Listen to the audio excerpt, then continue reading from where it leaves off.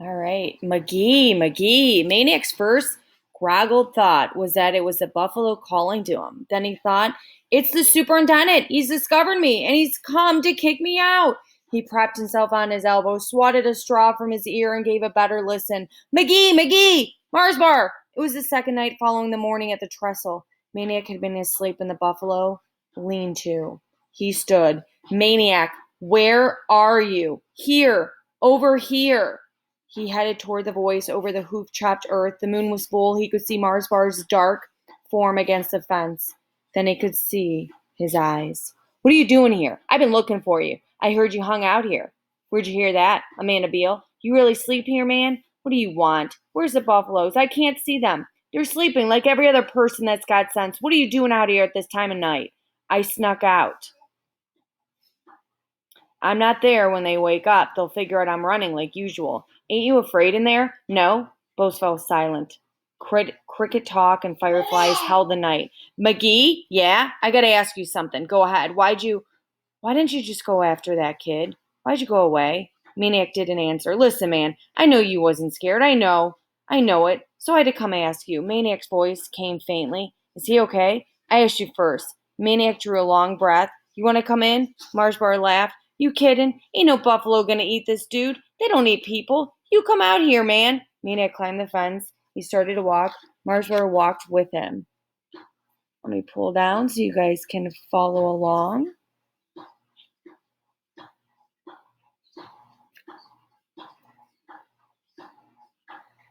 This is about where we are, if you guys follow.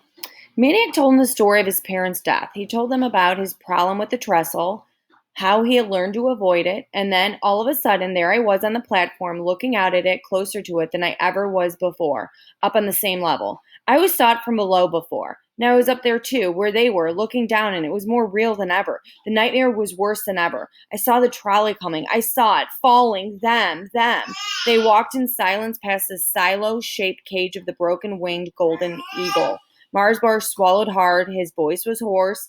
I knew you wasn't scared. Maniac sniffed. I don't remember much. Next thing I knew, I was somewhere in Swede Street. Somebody come down to East End like you did all by himself, a fish belly get up all in my face. He rippled a stick along the deer pen fence.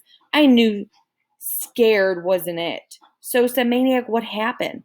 Marsbar laughed, wagged his head. Happened? Man, I still don't believe it. He rippled the fence. That little honky, he looks at me as his crybaby face and says, okay, can I go out and get his brother? I look around like, is somebody else here? I says to him, who you talking to, me? I'm just pulling his chain, only he don't know it. Because I'm ticked a little, because there he was hollering for you out the street, and there he was standing right alongside that stupid white potato. Understand what I'm saying?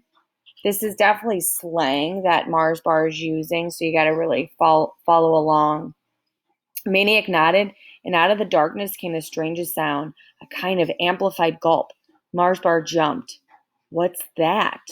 Emu, said Maniac. We're at the bottom, guys, right here. Emu.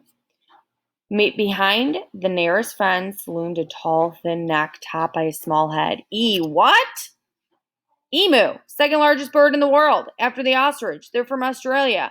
I don't remember studying about no emu. You buddies with all these dudes? No, just the buffalo. So go ahead. What happened? What happened? Mars Bar snorted. What happened was I went out and rescued the dumb fish, like to get myself killed. Maniac touched Mars Bar's arm. He's okay? Mars Bar snickered. Yeah, he's okay, but that ain't the main part. The main part is how he was all grabbing onto me, coming on off the track, shaking, shivering, hugging like he wanted to climb inside me. I was afraid. He shook his head, giggled, afraid the fish belly was gonna kiss me. They laughed. Maniac tried to picture it, the two of them, making their way across the trestle, tie by tie, arms wrapped around each other. And even that ain't the mainest part, says Mars Bar, his voice rising in wonder. Even when we got off, the midget wouldn't let me go. We're off it, I says to him. You're rescued. But all he does is grab me harder like he's an octopus or something. Off the platform, down the steps, out to the street, he's still doing it. I couldn't pry him off, no how. So, Maniac, what'd you do? Right here. What I do, I took him home. Maniac stopped dead. What? Marsbar shrugged. I figured, let my mind prime off me. Of course, the other one had to come too, but I made him leave them muddy sneakers outside. He put his nose to a fence. What's in there? I don't see nothing. Prairie dog town. They're underground. So what then? So mother took him over. She pried the one off me, and soon she does. She jumps right onto her like an octopus. I go to pull him off, and she gets all mad at me and says, let him go, let him go. She gets the wet one dried off, takes off his clothes, and puts my old stuff on him. Stuff she's been saving in case I get a little brother someday.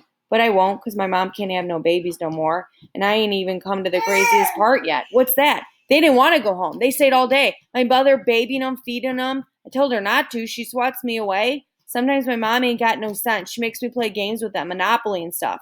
Finally, my father drives them home. It's after dark. They're getting out of the car, and know what they say to me? I'm in the car too. He wagged his head. They asked me to come in and play the game of theirs, Rebels. They like beg me. They say, come on, please, if you play with us, we'll let you be white. You believe that?